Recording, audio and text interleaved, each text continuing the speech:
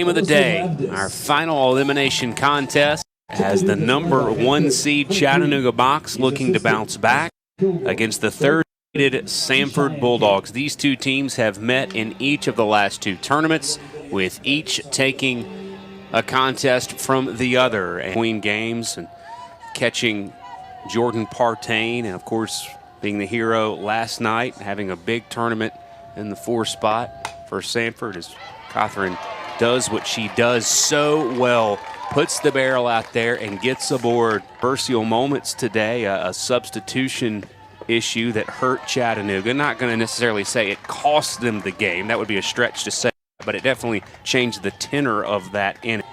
Asia Gold, the Southern Conference Pitcher of the Year, would send her out there if the need arises. As going down on strikes is Shaw.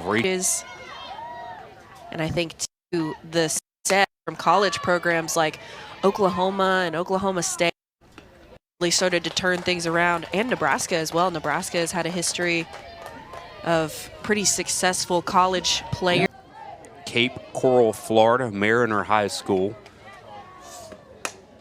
Puts a swing on that one. That's pretty deep into left field. Katie Campbell with a 3-run shot to left field. It just kept carrying and carrying. Katie Campbell goes yard for her 15th home run of the season. And with 2 outs in the first, Samford does bring runs home. It's 3-0. Wow.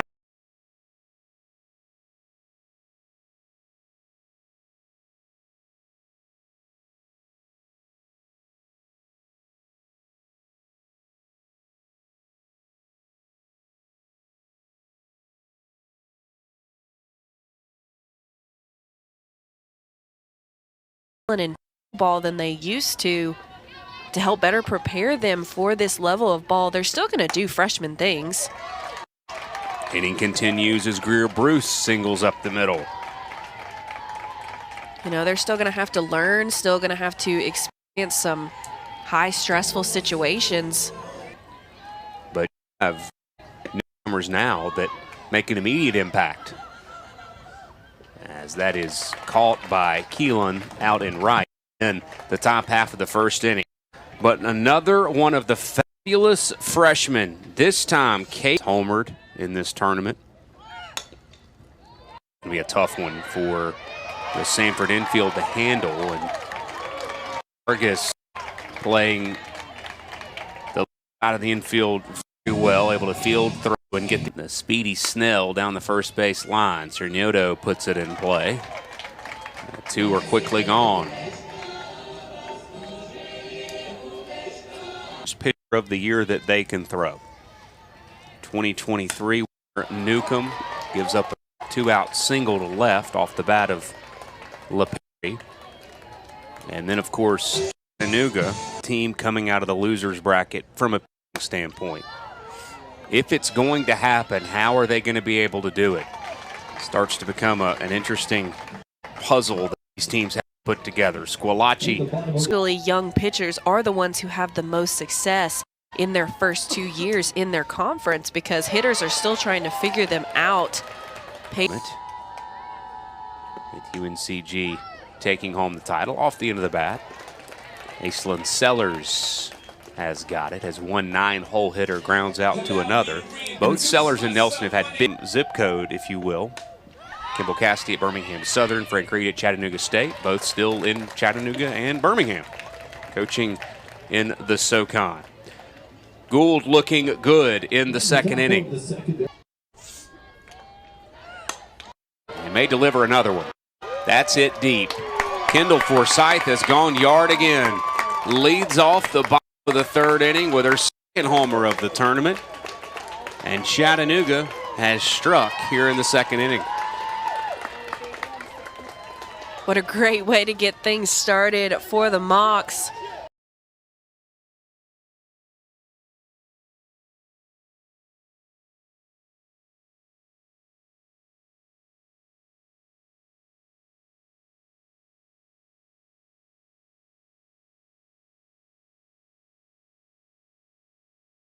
This week.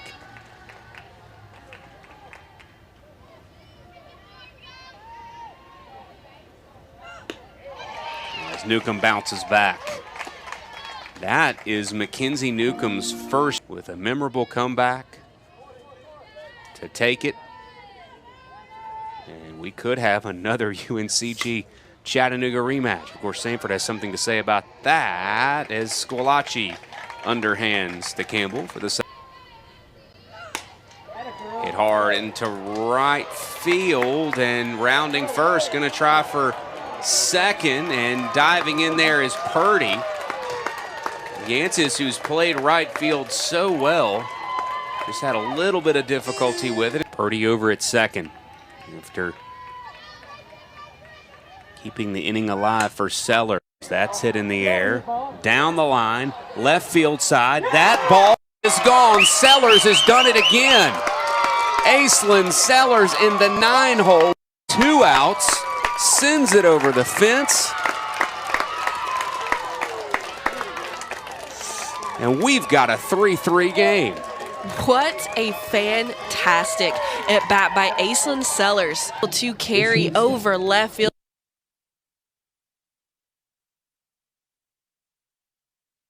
Was at her shoulders. And you know what, Kayla? I don't know if the wind helped it out of here. The wind may have kept it fair. True. Because the wind is I just said. This is postseason softball. This is what happens when your season is on the line. Players start to step up in all kinds of different capacities. On Squalachi, the Samford second baseman. Hit hard and through on the right side. Sarah Squalachi aboard. And she leads things off in the third inning. Twice tomorrow. Shaw gets it down, and Phillips makes the tag. That's experience right there. Kaylee Phillips. Squalachi over at second. Champion, who's homer already in this tournament, had the hit to walk off Wofford last night, goes down on strikes.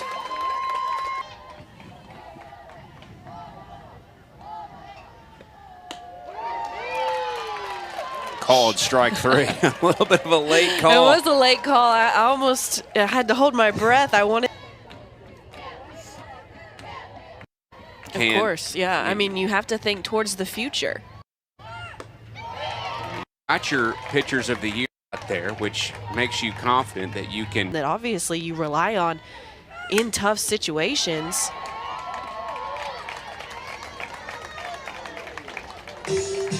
Snags that one, hit right back at her. Because she's so focused. That ball is hit hard.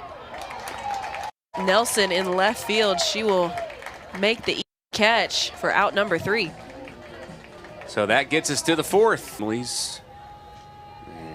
being a part of the SOCON tournament. That's grounded to the left side, and Snell has got it.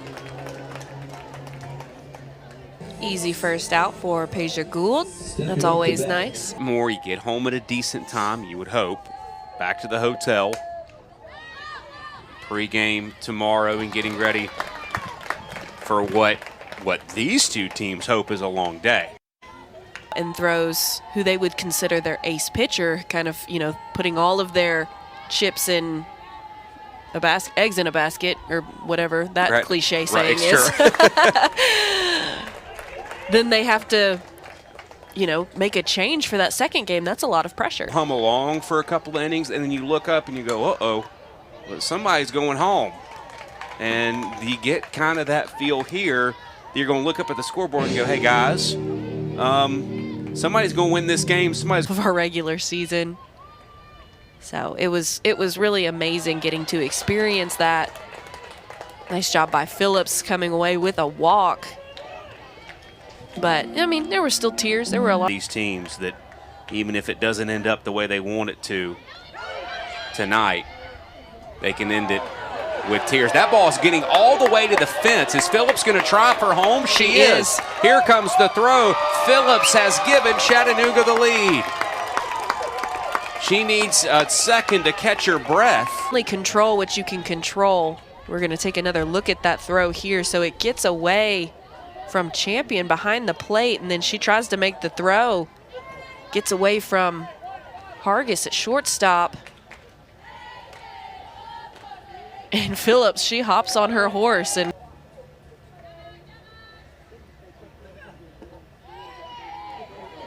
she draws the walk. that was a nice pitch by Newcomb. It wasn't a strike, it was off the plate, but good height, good movement.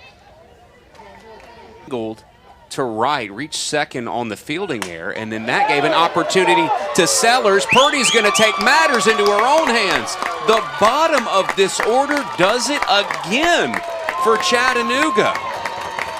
Holy cow, that ball was mashed. That was a missile off the bat. You could tell as soon as she made contact with that ball, it was gone. The bracket.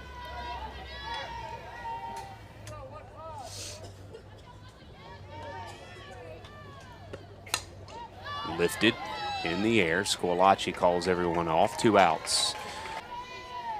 The 1 beats Samford the 2 as a great play over at third by Bruce for the 3rd out. Maybe that gets Samford's juices going as they head into the 5th inning, but not before. Purdy sends a bomb over the fence, and it's 6-3. Been a beautiful day here in Greensboro. Everything tomorrow looks fine and dandy for a 1 o'clock start. Called strike 3. Gould picks Down movement. It's harder to get that barrel up and get that barrel down. And then obviously off-speed pitches changes the timing. Nasty drop ball there for the changeup by Peja Gould. And Cothran is not easily. Breeze continuing to freshen. Again, I keep mentioning it because as that's lined to second, that homer by Sellers, the Breeze keeping more probably than anything, keeping it fair. And in the top of the 5th inning, there were inside part of the bag, not into the baseline. coming on and making the grab in center field is Cothran. I don't know how she got to that ball. This conference are trying to really kind of rebuild right now and set a culture within their program.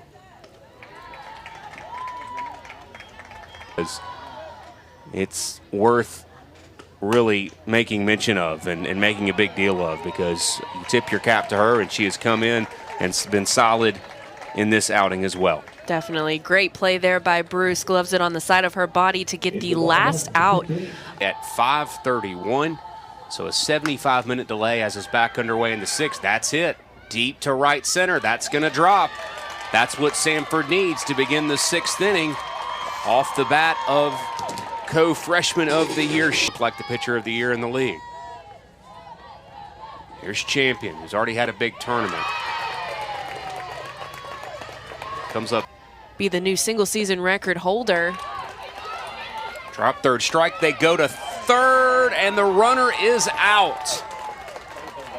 Now, that will go as a strikeout run, because the pitcher is technically in that moment not a pitcher. They're a fielder. And on cue, we do have a ball that squirts away from the first baseman, Sellers.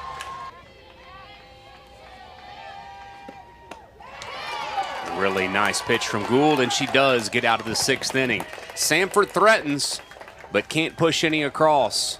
Chattanooga with a final opportunity to add insurance as we head to the bottom of the 6th inning. And ended up getting Samford coming away with the win against the Wofford Terriers.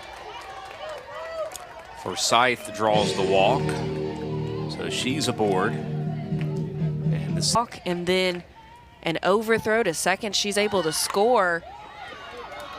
bunts this time, and she's going to get aboard. How many times do you see it when you do the little things right? You're often given more than what give a different look to Samford. If you do something else with your team already leading, you give other players a chance to make a play, and that's exactly what is happening. We saw Wofford have some success against Samford with the small ball, and captured their first regular season crown since 2015. Already in a great spot going to the 7th, trying to make it even better. Purdy will be any type of edge, tidbits to take into tomorrow. These teams know each other so well that anything you can get at the last minute can sometimes make a big difference. Sellers down on strikes, so Partain digging her heels in. Count goes full on Presley Williamson. And the Chattanooga native will draw the free pass. That will walk home the 7th Chattanooga run. And the Mocs pad it a little bit here in the 6th. It's hit hard into left. Nelson's got it. And Samford will head to the 7th. Down 7-3. Needing to get something going. Base runners, the order of the moment. Win 2 from the 2 seed tomorrow if the Mocs can slam the door here in the 7th. Gould going for what would be a 7th complete game and this year. Double-digit strikeouts make it 11 Ks. Chattanooga an out away from Saturday. Been a full game. Can you imagine if she would have started? 11 strikeouts against 0 walks. Cothran lays it down. Third baseman has got it on to first in time as Phillips scoops it up. And Chattanooga, the #1 seed, their first regular season title since 2015. They bounce back. And a rematch indeed of 2 years ago as the Southern Conference Pitcher of the Year comes in the 2nd inning and flat deals against Samford, sending her team to a 1 o'clock first pitch tomorrow against UNCG. Phenomenal performance from Peja Gould. And also, what a day for Kaylee Phillips. Got things going for the Mocs in the 4th inning with that walk, and then